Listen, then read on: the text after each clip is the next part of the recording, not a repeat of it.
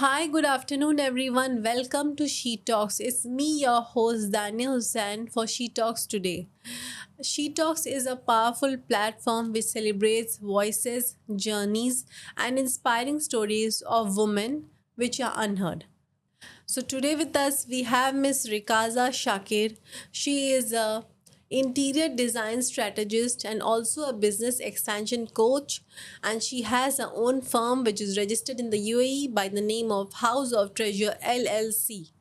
And I would like to now welcome Miss Rikaza Shakeer to She Talks. Welcome ma'am to our show. Thank you so much for having me here. So now we have some questions from Miss Rikaza, and now we shall discover her journey. So let's start. So, Ms. Rikaza, you have 20 years of experience in the interior design and the fit out industry. And what pivotal moments shaped your journey and led you to where you are today? As you said, I have started my journey very young, Yes. and it was almost 20 plus years. And it was with a lot of challenges. So there was responsibility and resilience. Alongside the challenges, I have to go through the growth also happened alongside the challenges. So the key turning point was the disruption. The major disruption happened in my life, which it can be political or economical or in business. So the thing what happened is I have to restart, rebuild my business. So that is I understood in each phase only talent cannot stay longer. It cannot happen like only the talent is not going to help. Yeah. So there should be strategies, there should be strength, that emotional strength, and how to the courage to handle those things made me to become an interior design strategist and the business expansion coach to help, because each time I pause my business and rebuild again in a different way. So, and throughout in our discussion, I will let you know how it happened. So, initially, that is the reason that when throughout its 20 years, it's not 20 plus years in the industry because I started very young. So, Right. that is how it happens. So, from designer to strategist, what inspired your transition from being a design professional to becoming an international business expansion coach and a design strategist? Designer, I understood that with the experience because I started as an interior designer. Yes. So I understood many because I used to interact with designers a lot. So I understood many designers are very talented, but they have financial and emotional challenges in their life. So what happened is that they should have the courage to handle that. Yeah. So in my life, whatever happened, Yes. that made me take that to help the people. I'm passionate about helping people grow. I think that's the Right. purpose in my life. Yes. So as a designer, I wanted to grow into the business expansion because initially I was coaching passionate women, but I understood there's more I have to give. Throughout my experience, I want to share my value, Yeah, share of the course. things. So that's how I moved to. Great. So, the birth of the House of Treasure, you have, as we mentioned, that you have a firm registered in the UAE by the name of House of Treasure. So, the House of Treasure is approaching its 10-year milestone. What was the original vision behind the studio, and how has it evolved over the years? So initially, the vision was to create beautiful spaces, designs, creativity, and innovation. Right, bring all the skills and innovation to the industry. That is how I started in 2016. I'm Sri Lankan, Oh, and great. I was born and brought up in a small town, which was like you can say in there's ladies were women were not allowed because The only Yeah. boys were like, Okay, okay. they were let to go for higher Right. studies. So I was restricted from gaining the higher education. But always there's a desire that I want to learn. So I married early, then with the help of my husband. So the success behind every, Yeah. there's a woman behind every success, Yeah. but it's the opposite here. The man behind my success is my husband. Okay. He's the one who gave me that freedom and everything. And I moved to Dubai, and then I pursued all kind of different education, because it was in 1997 8, that period. So it when I started this company, that later on I studied and I scaled, and there's so many things happen in between, that as a woman it's not easy with a family and having kids. Then I moved to Sri Lanka for a personal reason, the recession and everything in 2008. Then I opened the company because I saw there's a gap in the market. Then I opened the company in 2016, February 5th. That's my mother's birthday. So, as a gift for her, and it's the 10th year is coming Great. soon, then for that reason, I started, and I was very happy, and I don't know what else to say. It was a privilege to get that at the starting the business. So that's the vision that time. But later on, with so many challenges, as I mentioned earlier, so many challenges, and faced a lot of racism. I was in Sri Lanka that time, and I don't know whether you know, maybe you know that Easter bombings happen. So there's some cultural issues with us that's I'm unable to do. So that never stopped me. I was pausing, but it never stopped me, because it made me go beyond that and go into e-learning, e-design. So I started studying how to do e-design. Then I provide e-design services, then hybrid services, then again in UAE. Then I came back because there's Sri Lanka went on bankrupt, and there's so many, like I said, the cultural, politicals, and so many. This happened to all the women. So I came back here and restarted, rebuild the business in a different model. Now I don't do interior design on my own through my company. I do interior design throughout the other companies, other interior. We go through a process and verify and collaborate with interior firms, which are the companies which is already in the market and reputed companies. We collaborate with them, partner with them, contractors, companies, and throughout, because I know what is my strength. So, and there's a lot of interior designers and companies they can put there. So I want to scale myself. So I became into an interior design business coach to help them streamline, strategize, and expand their business. So I do both interior design services, consulting, and coaching. So, your studio is known for its multidisciplinary design approach. So, how does this philosophy create stronger value for the clients and projects?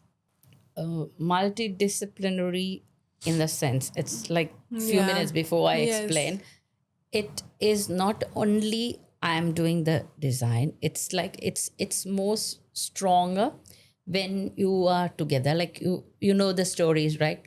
The stories when our grandparents used to tell us, when you were one, how weaker you are, and when you are 10, how strong you are when you are together. So it's similar to that.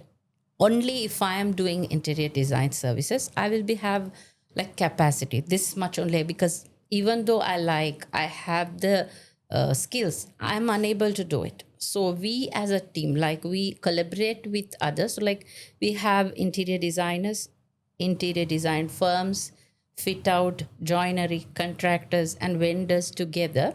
We can give more to this industry. We can, like any kind of design, the innovation, because I'm based in Dubai now, and Dubai needs new things, new innovation. So we are able, the House of Treasure, through House of Treasure, we are able to provide that any kind of design, through any kind of skills, and we can think out of the box, and I can use my experience to help them do that. So it is like multidisciplinary, not like only one. It's a stronger together. Definitely. You know that many interior designers they struggle to scale profitably. And what are the most common mistakes you see and how they can avoid the burnout while growing their business? When we see interior designers, why they struggle, with my experience, I say they underprice. They underprice and they try to do everything on their own, like not delegating things. So they burn out easily when they try to do everything on their own, underpricing, doing their own, and moreover, being busy. They misunderstand the being busy and being profitable. So interior designer can be busy all the time or being profitable. So they have to how to price it. So they can be burnout easily if they are not structured it with the strategies and the goal setting and action plans. So there's strategy should involve in design. So they make the mistake of underpricing because there's of course there's a lot of competition, but pricing is the key, and the second thing is delegation and help others give value and get value from others and give value to the clients. Once you give value to the clients apart from the business point, you will get more. So you don't need to worry about the pricing, but you have to be very strict in pricing. So they make the mistake in pricing and delegation. Also, how important is strategic thinking for the creative professionals? What mindset shift is essential for the designers who want to move from survival mode to sustainable success?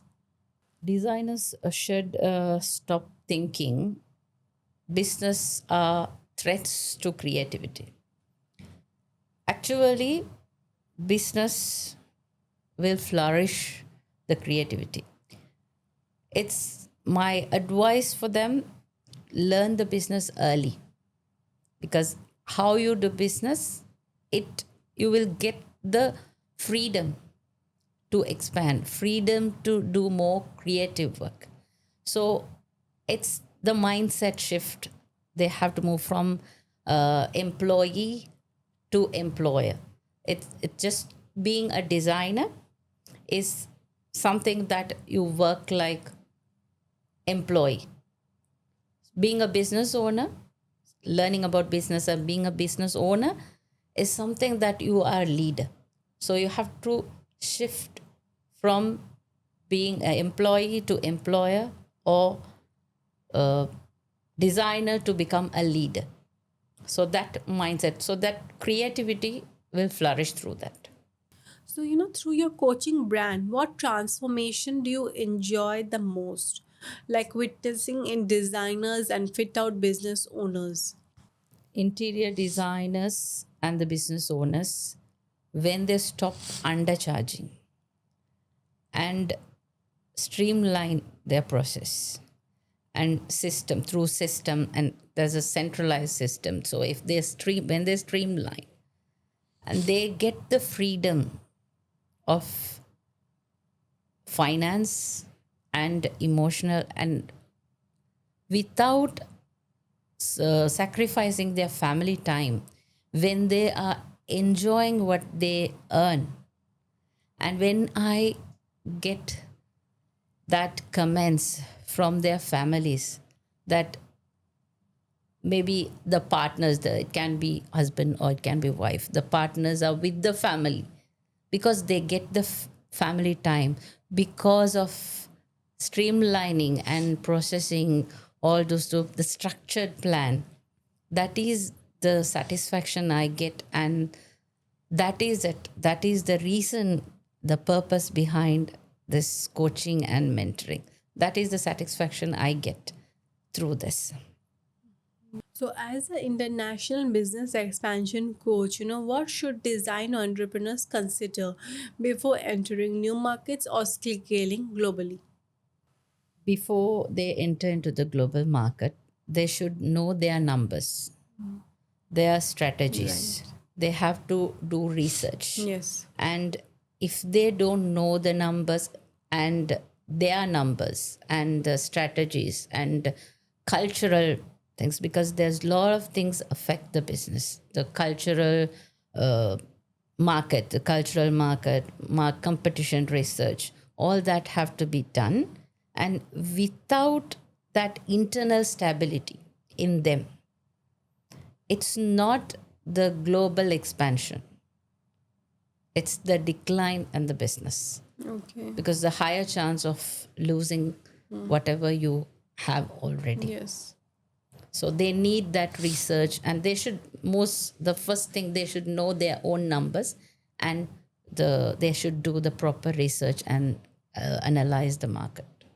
So, what leadership principles have helped you sustain and grow your business over 2 decades in a highly competitive industry? First of all, I started small, right? I started as an interior designer. So slowly I grew into a business leader and the mentor. So throughout that, I understand the clarity, the consistency, and the courage. Moreover, the commitments that make this decision. Like it, the leadership doesn't come just. It is it is a process. It come evolve in the life. Like it is not that you can uh, take it or buy.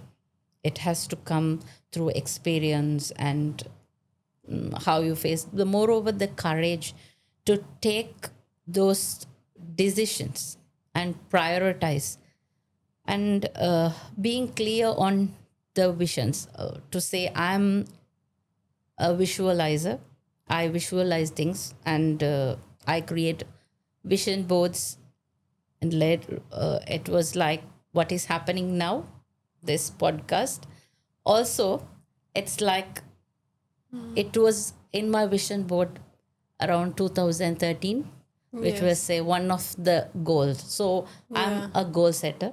So Yes. and I visualize things. So those clarity, what I visualize, the vision behind those things. So vision, that there should be clarity in what you're doing, the goal setting. That when we say in 4 words, we can say um, clarity, commitments, consistency, and the courage to take those difficult decisions. Can you share a challenging phase in your journey and a key lesson that changed the way you approach business today? In my journey, I have faced a lot of challenges, lot of setbacks in professionally and personally. So to mention one, there are many, but I'll mention one. In 2008 recession, in that same time, i I was conceived as a mother after 10 years. I had a son, then after 10 years I conceived for the second one.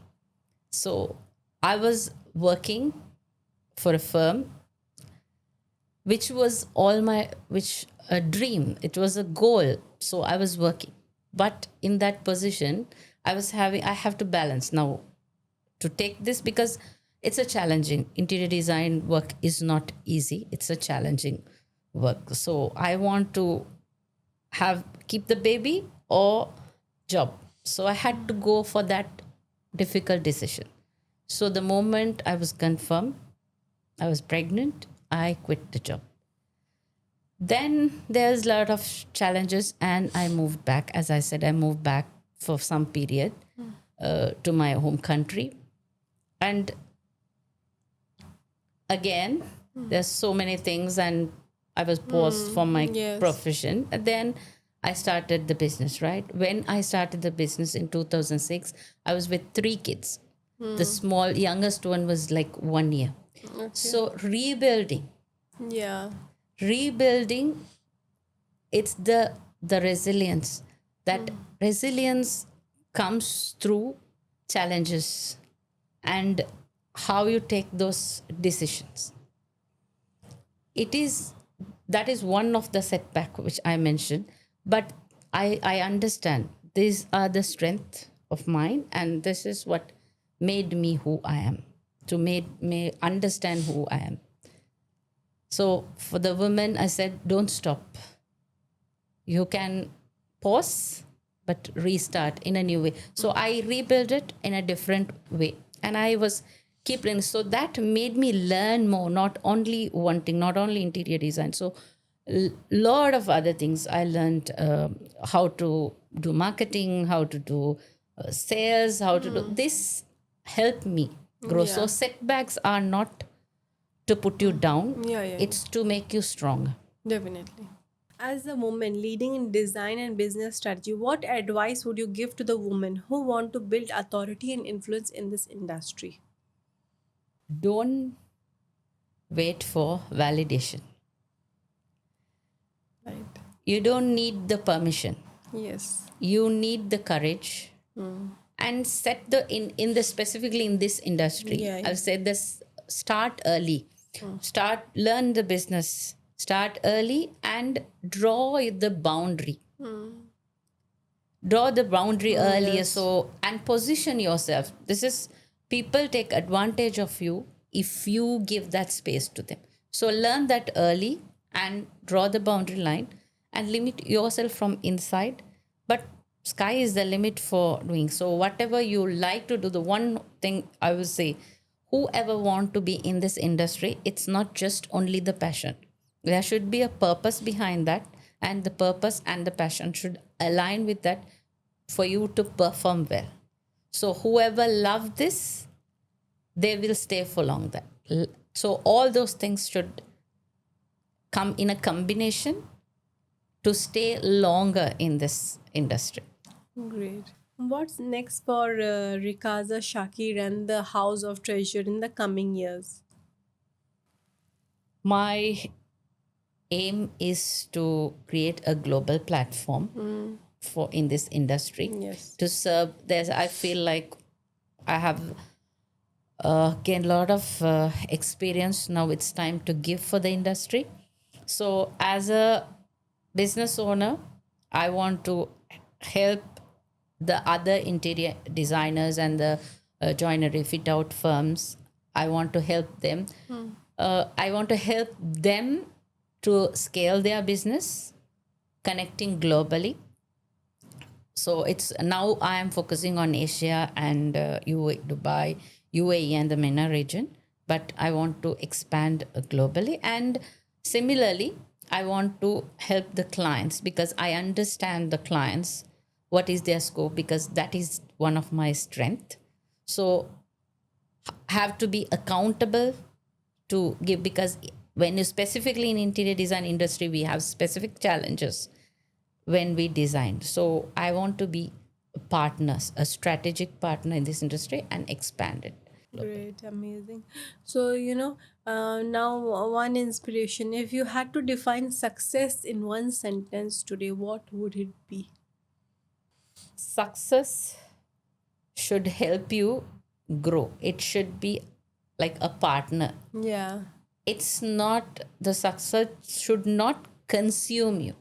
That means it should not drag you into the hole. It should help you grow. It should help support you. It should be like success should be like a partner of yours, not to consume you, to support and help you. Thank you so much, Miss Rikaza. It was a wonderful session with you, and we got to know a lot about your journey and your inspiring story. We wish you all the best for your future endeavors and in everything that you do. And thank you so much for joining us today for She Talks Season 3. Thank you so much for having me here, and it's a pleasure to have you here. And whatever I'm always happy to help people, help this industry, and give my best whatever I have experienced. And I believe in collaboration, not competition. So it's like together we can grow. So let's support each other and grow together. Definitely great. Thank you so much. Thank you so much, everyone, for joining us today for She Talk Season 3. This is your host, Dania Hussain, signing off for today. Thank you so much.